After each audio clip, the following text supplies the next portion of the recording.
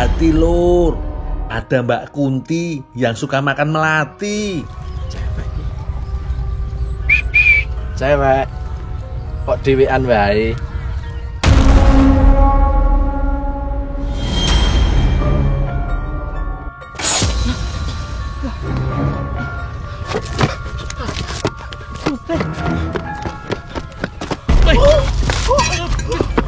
Piye to Mas iki? Ono Kunti. Napa? Kunti. Aku sudah bilang, hati-hati kalau gak kenal sama Mbak Kunti. Ujung-ujungnya yo kayak Mas Kober ini, sok kecakepan, akhirnya malah takut sendiri. Dirapen.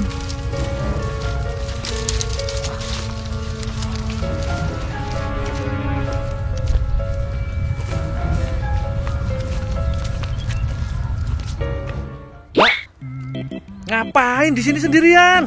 Dul, lagi mantau kebun. Lah, ini lagi ngapain makan melati mentah? Yo, aku sebenarnya heran juga sama Mbak Kunti. Ngapain juga? Hobi banget makan bunga melati mentah. Mendingan dimasak, enak dimasak, Mbak. Emang bisa, Dul? Iya bisa loh, gundul gitu loh. Gini aja, Pak. Piye, Dul? Nah, aku tak minta bunga melati nih, Pak ya. Mau dimasak, Pak? Boleh, Dul. Tapi aku dibantuin panen sih. Oh, iya enggak apa-apa. Yo nggak apa-apa Mbak, aku siap bantu panen melati. Asal bisa dapat bunga buatku masak. Bantuin yo Mbak. Yes, tak panen dulu. Oh iya Dul.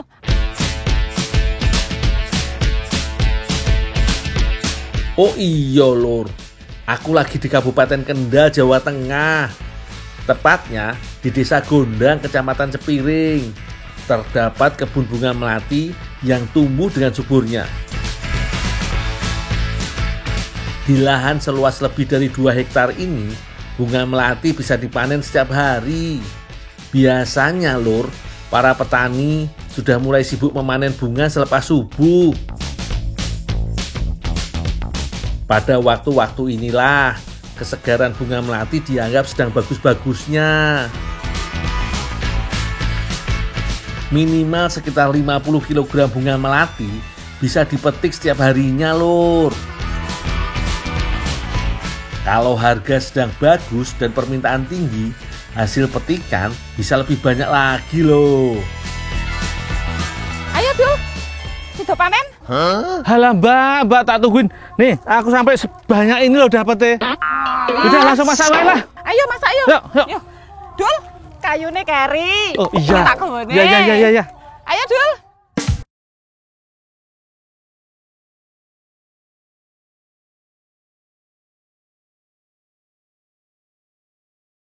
Malah nyortir. Kilo Dul dipilih isek. Sing gede, sing kecil-kecil itu dipisah sek. Baru nanti masak. Pasar bunga melati emang unik banget Lur. Bunga yang masih kuncup berukuran kecil justru paling banyak dicari dan harganya paling tinggi. Biasanya bunga kuncup ini dipakai untuk kebutuhan ekspor, memasok ke pabrik teh dan kosmetik, atau untuk kebutuhan hias pengantin. Sementara bunga yang sudah mekar seringnya justru gak laku di pasaran. Kalau aku semuanya yo mau buat masak Lur.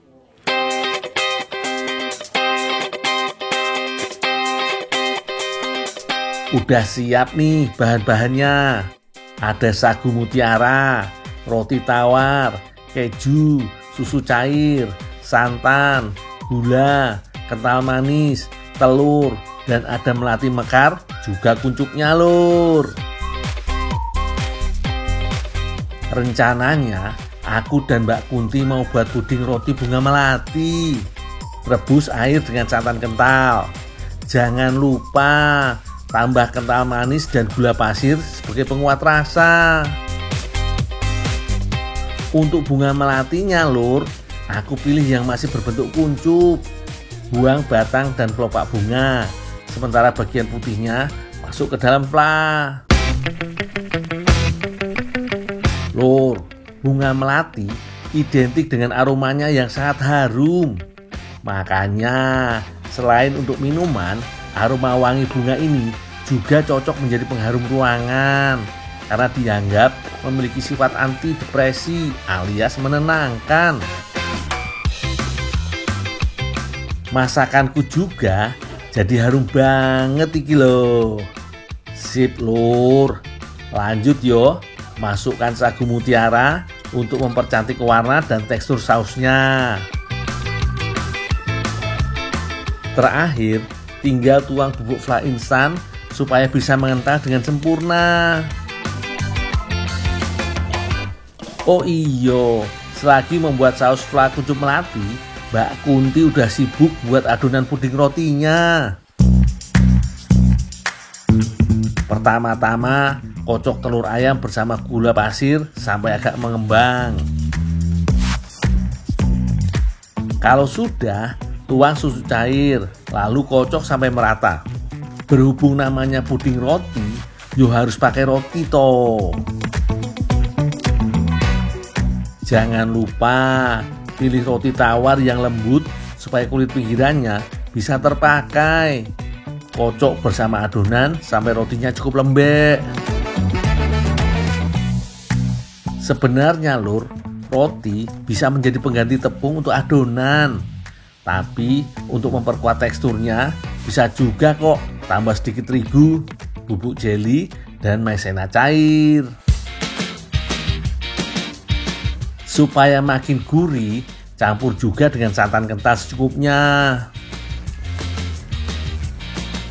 Untuk adonan puding roti kali ini, Mbak Kunti menambahkan bunga melati mekar bersama dengan tangkai bunganya.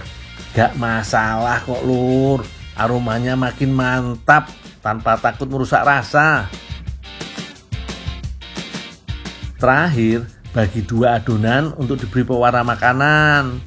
Wangi iya, cantik juga. Iya Lur.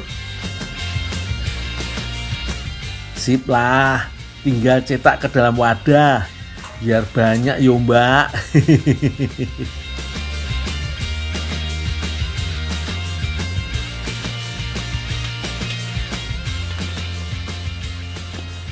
Weh, Dul, apik warnane. Lah jelas toh, Mbak. Aku yang bikin. Ya wes, Dul, tak terusne wae masake. Beneran nih? Iya, Dul. Ya udah kalau gitu. Iya. Dah tinggal dulu ya. Ya, Dul.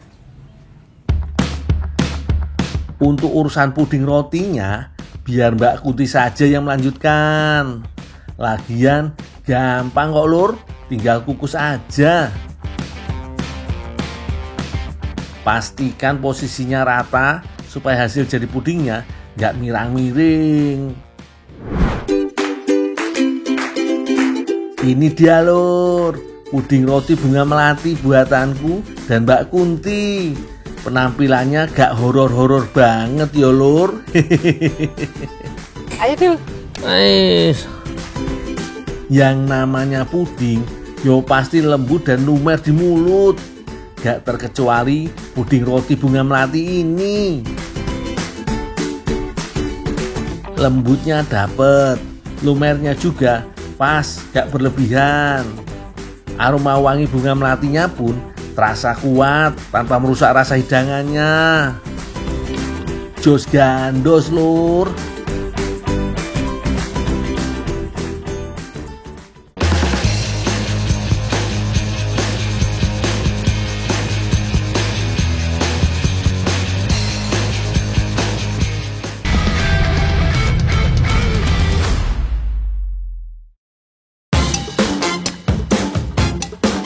Lur, sekali-kali aku healing dulu yo, bareng Ndak Marni, main wahana di taman hiburan rakyat. Wah, Ndak Marni kok pilihnya mainan yang ekstrim-ekstrim sih. Aku naik halilintar dulu yo, doakan aku Lur. Masih mau naik apa lagi Dek? Tuh, Ndak Marni pilih main perahu Lur. Rasanya aku sudah pusing banget. Masih lanjut lagi deh.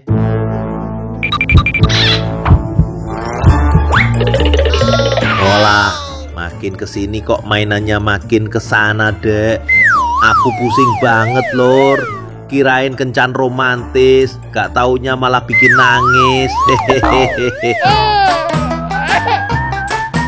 Kalau lapar kita beli makanan dulu yo, Dek. Tuh, maunya aneh-aneh aja. Masa cari buras jengkol? Yo, dah ada, Dek. Walah, malah ngambek. Cup. Iya, ntar Bang Gundul cariin yo.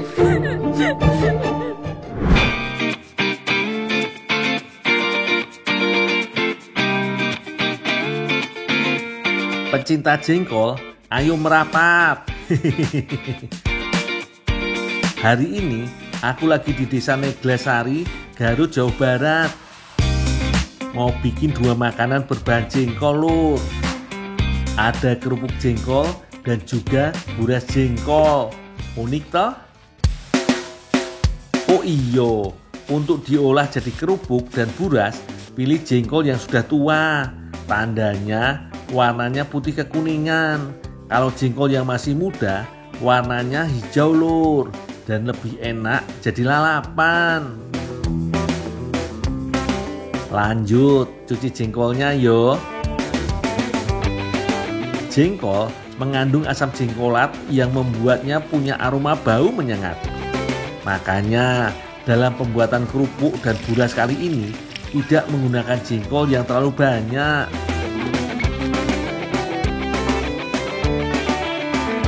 Lanjut, tumbuk jengkolnya.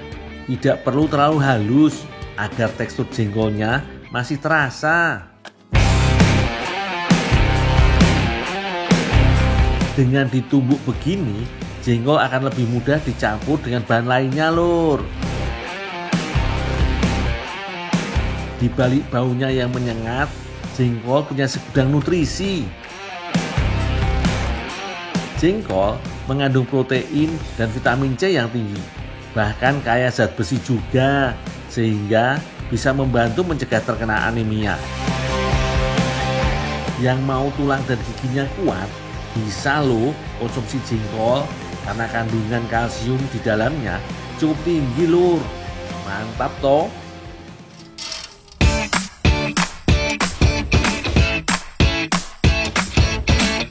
Beras untuk burasnya sedang disiapin nih, Lur.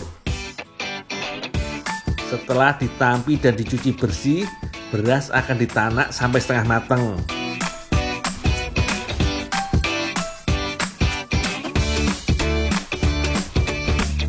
Oh iya, buras merupakan lontong yang diberi campuran atau isian, Lur.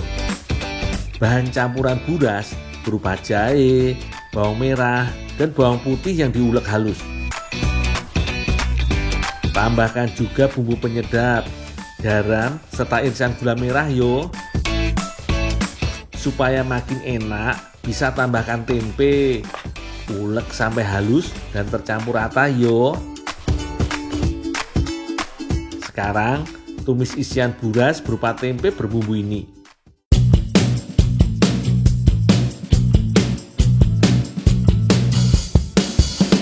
Masukkan juga jengkol yang sudah ditumbuk kasar tadi. Tumis sampai jengkolnya matang sempurna yo.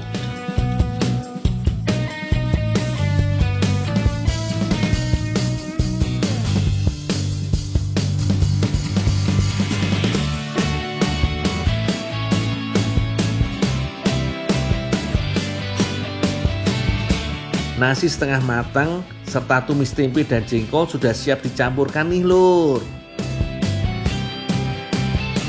Aduk-aduk dan pastikan tercampur rata, Lur. Bungkus burasnya bukan pakai daun pisang, Lur, melainkan daun bambu. Karena daun bambu tidak selebar daun pisang, makanya dibentuk segitiga kecil seperti ini, Lur. Bentuk dan tampilannya jadi jauh lebih menarik toh, Lur. Kukus buras sekitar setengah jam. Ini supaya buras matang sempurna dan memadatkan buras. Aromanya wis keluar iki, Lur. Tapi aku masih harus menunggu untuk menyantapnya. Karena aku mau bikin kerupuk jengkolnya dulu, Lur. Adonan kerupuk jengkol dibuat dari campuran tepung gaplek dan sagu. Tambahkan juga bawang putih yang sudah dihaluskan dan garam. Beri pewarna makanan supaya hasil kerupuknya lebih menarik. Di tempat pembuatan kerupuk milik keluarga Pak Deden ini, kerupuk jengkol menjadi salah satu primadona yang banyak dicari pelanggan, Lur. Sebagai bahan utama, masukkan jengkolnya ke dalam adonan. Tidak ada takaran khusus berapa banyak jengkol yang dibutuhkan sekali adon. Secukupnya wae, Lur.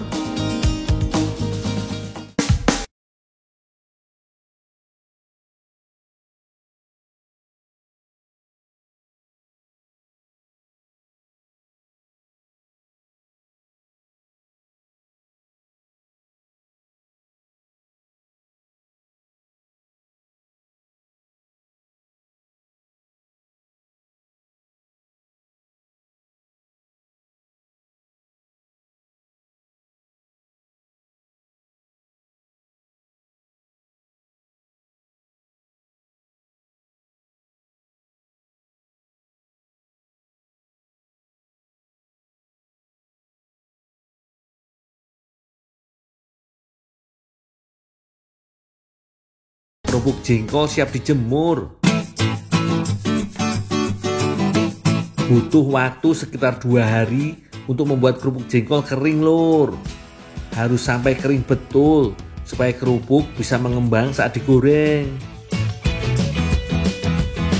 Ada kerupuk jengkol yang sudah kering nih, Lur.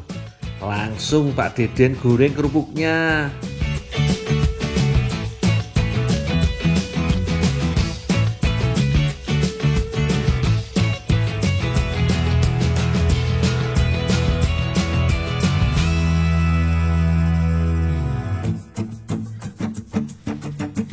Menggorengnya butuh 2 kali, Lur. Pertama di minyak dengan tingkat kepanasan sedang. Setelah kerupuk mulai mengembang, langsung pindahkan ke wajan berisi minyak yang lebih panas. Hasilnya hanya butuh beberapa detik saja, kerupuk langsung mengembang sempurna. Kerupuk yang sudah digoreng langsung diangin-anginkan sebentar hingga uap panasnya hilang. Setelah itu, kerupuk jengkol langsung bisa dikemas ke dalam kantong plastik.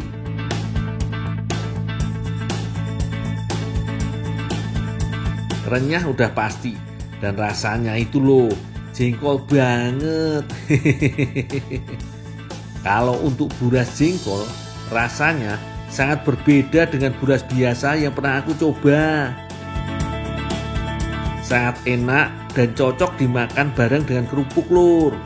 Jos gandos.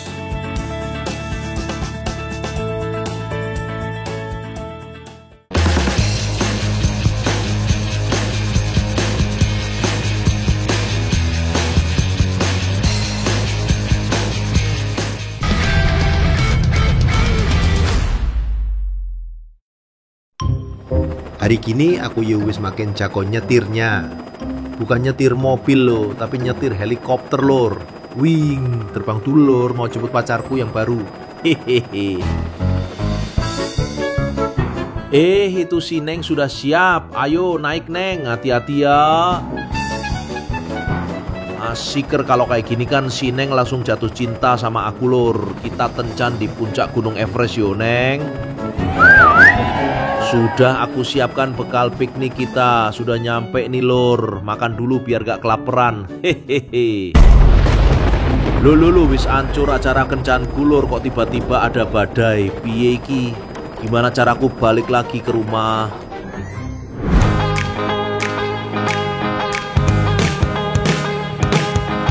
Sore, Lur. Kali ini aku berada di Desa Palembapang, Kecamatan Kalianda, Kabupaten Lampung Selatan. Mumpung cuaca lagi tidak begitu panas, enaknya jalan-jalan naik motor baru iki, Lur.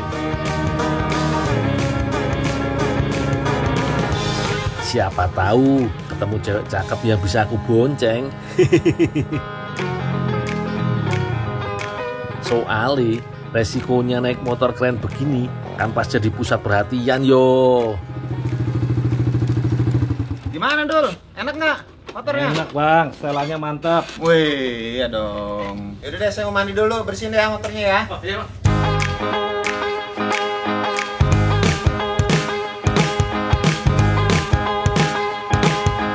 Waduh, bagus banget ya motormu. Iyalah, Baru nih.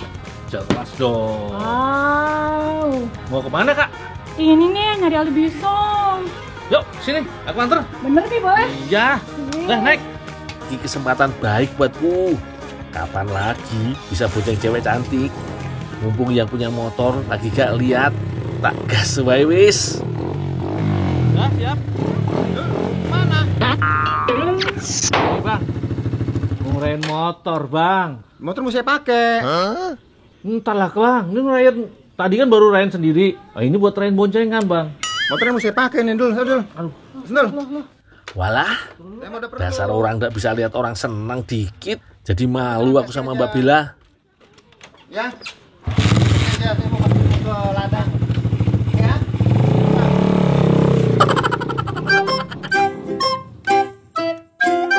Dul, gimana nih? oh, diambil kakak. Yaudah lah, tetep aku antar, tetep aku antar. Yaudah yuk, Ayo. saya cari Ali Bisong.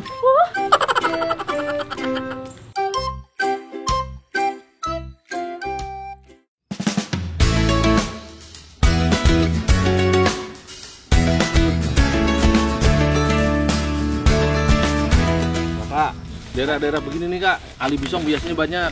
Biasanya dia di bawah-bawah sampah, di bawah-bawah pohon. Yuk, mulai cari yuk. Kebunnya rindang sekali yo. Rumputnya juga cukup tebal. Ini adalah tempat ideal untuk Ali Bisong bersarang lur. Ali Bisong adalah sebutan untuk kaki seribu. Hewan tak bertulang belakang yang bentuknya menyerupai ulat. Wah, pas toh. Nggak salah lagi ki. Habitatnya memang tempat teduh koyong ini iki lur.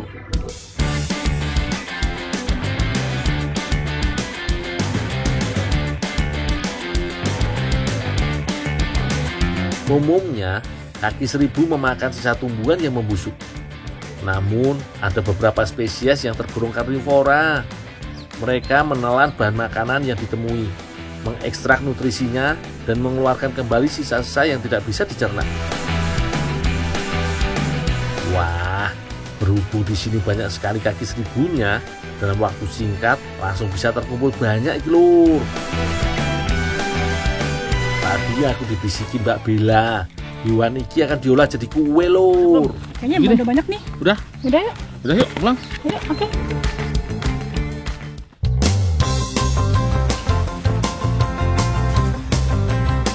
Supaya bisa dikonsumsi dengan aman, Ali Bisong atau kaki seribu ini harus melewati beberapa proses lur. Awalnya harus dibuang sisa kotorannya. Carane dengan direbus selama setengah jam. Dengan direbus, aroma tak sedap akan sedikit berkurang. Sisa kotoran yang masih menempel pun bisa rontok lur.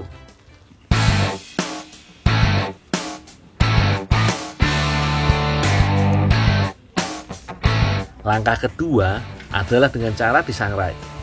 Ali Bisong yang sudah direbus kemudian disangrai sampai mengeras dan kering. Proses sangrai ini biasanya berlangsung cukup lama, antara 30 sampai 45 menit lur.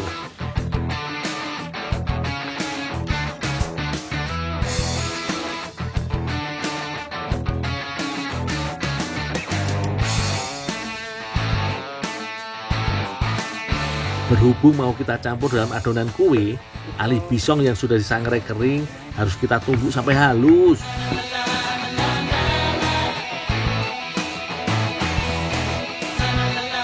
Jika perlu, langsung disaring lagi sehingga bagian yang masih belum halus tidak ikut masuk ke dalam adonan. Nah, seperti ini lur hasil akhirnya.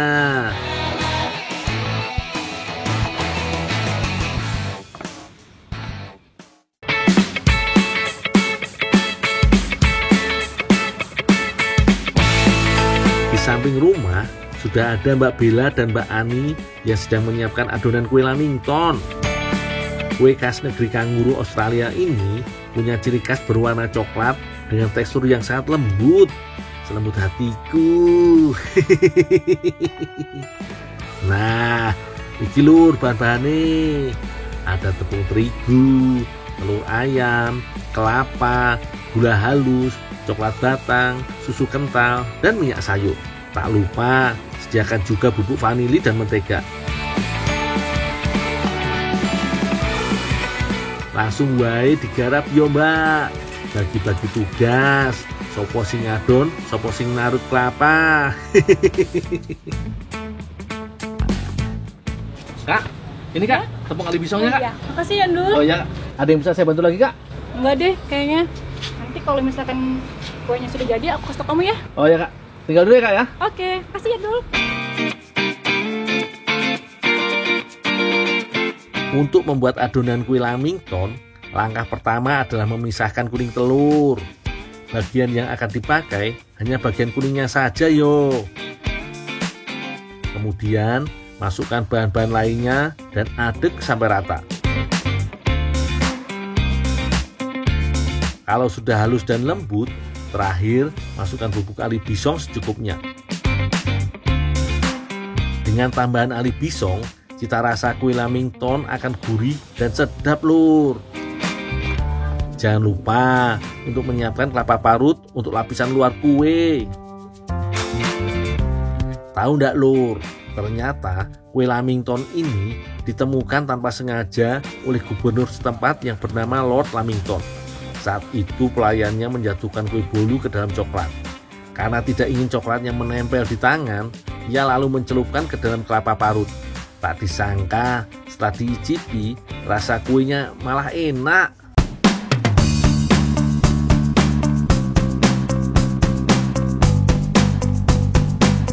Setelah diparut dan ditambah sedikit air, daging kelapa ini kita tambah pewarna makanan agar tampilannya nanti lebih mantap.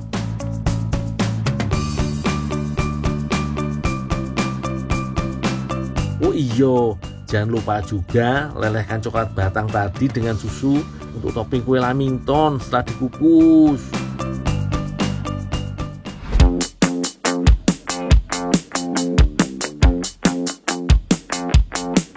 Setelah siap, adonan kue harus dikukus dulu selama kurang lebih setengah jam lur.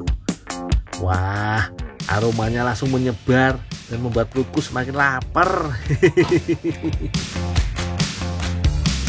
Selama proses mengukus iki, jangan terlalu sering membuka tutup kukusan ya lur. Takut adonannya bantet atau gosong di bagian bawahnya. Wah, iki adonan kue wis mateng. Sekarang kita susun dulu sampai jadi dan siap makan. Monggo dilihat cara penyajiannya yo.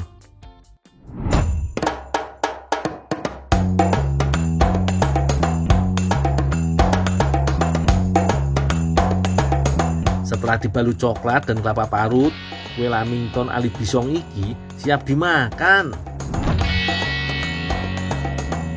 Nggak nyangka yo, bentukannya bisa cuantik pol kayak Mbak Bella. Wah, dicipin ya Kak ya. Oke, boleh. Pada gigitan pertama, tekstur kue ini terasa begitu lembut dan padat. Rasanya juga benar-benar khas dengan aroma ali bisong yang masih cukup terasa. Benar-benar sebuah pengalaman dan ilmu baru bisa menyantap inovasi makanan dari hewan yang selama ini dipandang sebelah mata. Gimana lur? Masa jadi penonton doang iki? Monggo dicoba bikin resepnya di rumah yo.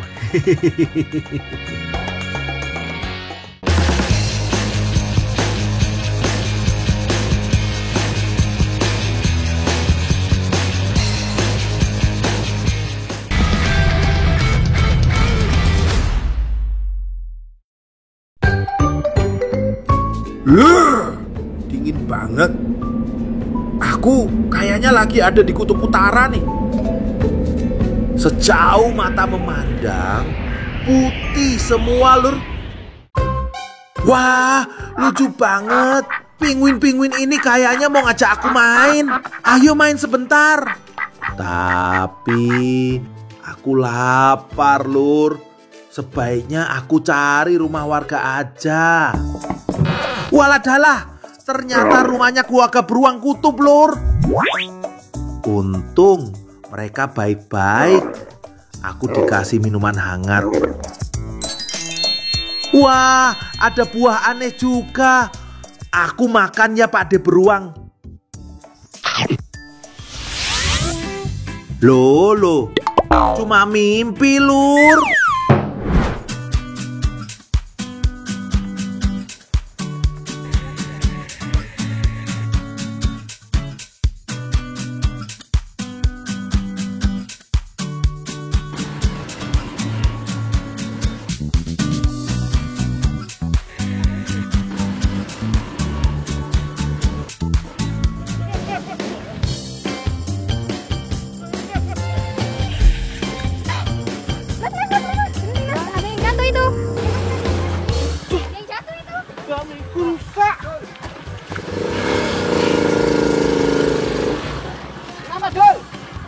Tiba mas, bangunnya rusak ya loh.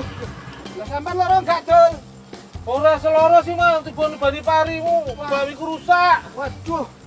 Oh, nggak apa-apa minyak rusak. Yang penting kamu nggak apa-apa. Pesanan ibu ya mas. Aduh, ya udah nggak apa-apa minyak rusak. Tak gani di rumah.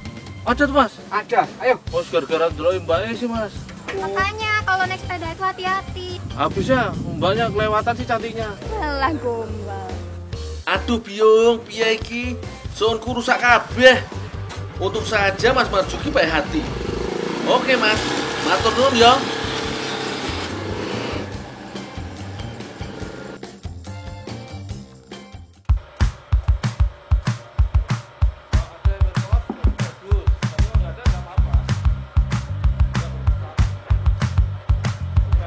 Pati aren digiling dan didiamkan sampai endapannya terpisah.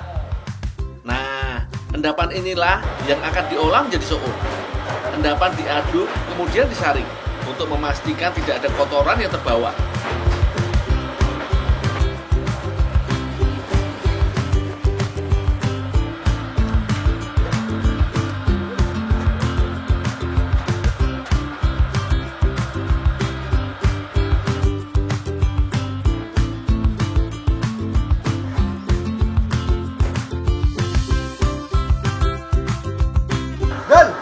Ya mas. Kalau mau bantuin buat mie dulu. Oh, bantu buat mie dulu mas. Iya. Ya ya.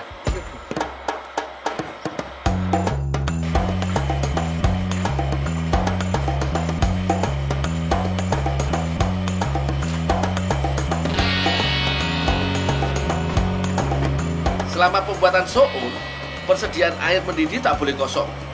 Air akan digunakan secara terus-menerus dalam pemasakan pati aren.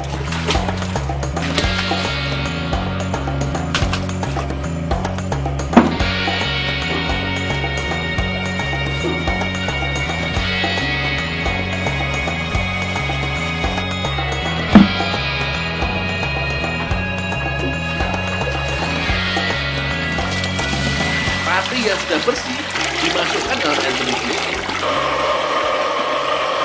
Pak, siapa kali Pak?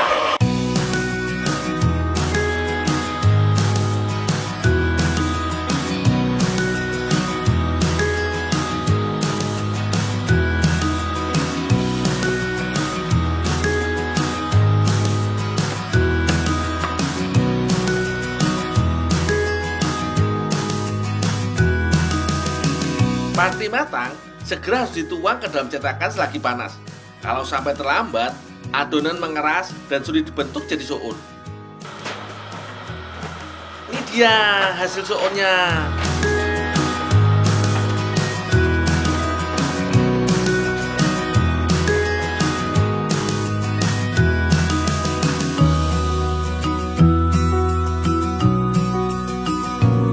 Soun langsung dijemur. Kalau sinar matahari terik, soun bisa mengering sekitar 3 jam.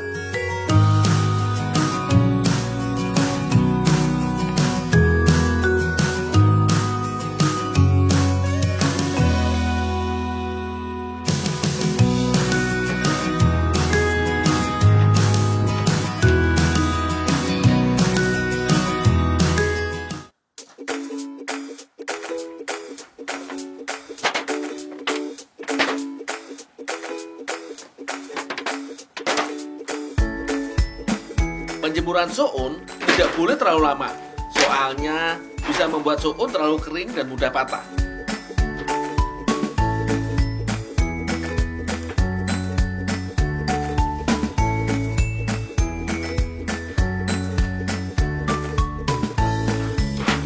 Soun kering diangin-anginkan dahulu sebelum ditimbang dan dikemas.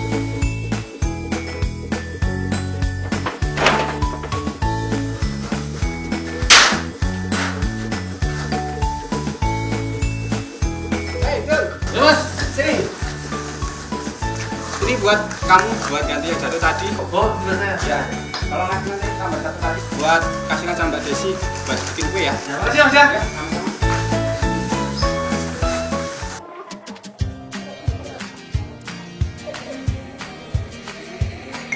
Kata Mbak Desi, sounnya akan dibuat kue. Wah, setauku, soun biasanya ya ditumis atau dijadikan campuran sop. Wah, kalau dibikin kue, mungkin rasanya unik.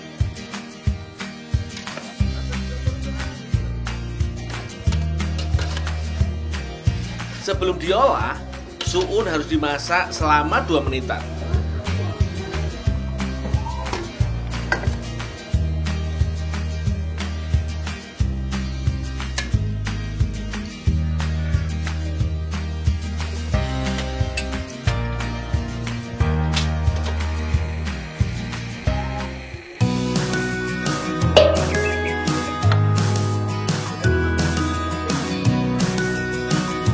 Ternyata sounnya akan dijadikan kue mangkok.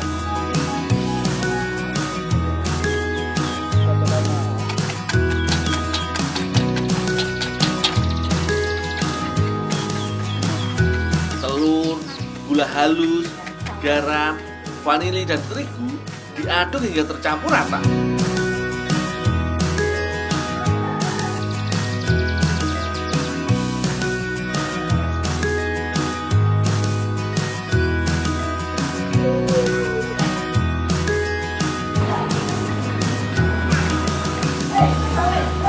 Mbak, ini mbak, sounnya mbak, udah saya rebus.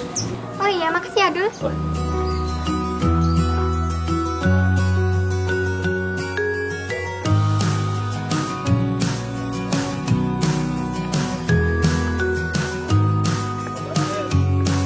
Soun yang matang, permukaannya sangat licin hingga susah dibentuk. Nah, telur dan terigu inilah yang membuat tidak mudah buyar saat dibentuk. Kue bisa ditambah perasan wortel nih, biar warnanya lebih menarik.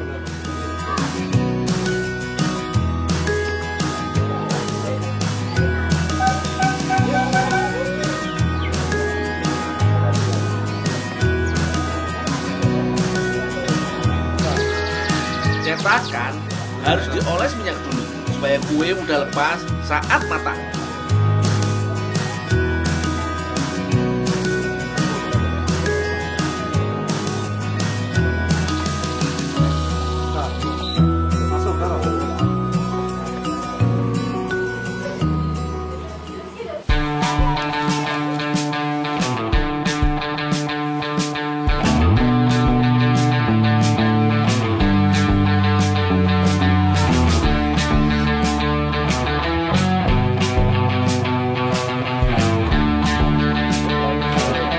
Tak sampai 10 menit, kue soun mangkok sudah bisa dinikmati.